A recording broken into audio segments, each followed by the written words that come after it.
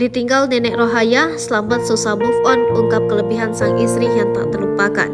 Slamet Riyadi, suami nenek Rohaya yang baru saja menjadi duda, mengungkap kelebihan istrinya hingga ia sulit melupakan. Diketahui nenek Rohaya meninggal dunia pada usia 77 tahun, Rabu 6 September 2023 siang sekitar pukul 11.30. Nenek Rohaya sebelum meninggal memang mengalami sakit dikarenakan kondisinya yang sudah lanjut usia. Ia meninggalkan suaminya Slamet yang kini masih berusia 22 tahun. Pasangan ini memang dulu viral lantaran menikah dengan perbedaan usia cukup jauh.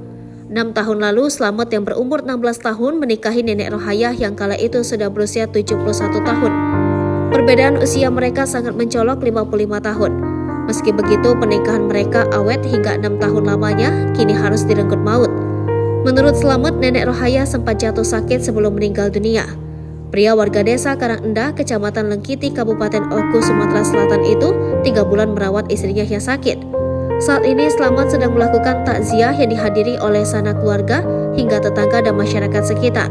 Ia juga belum ada kepikiran ke depannya mau melakukan apa. Slamet juga menyampaikan bahwa hal yang tidak ia lupakan adalah kebaikan dari sosok Rohaya ini.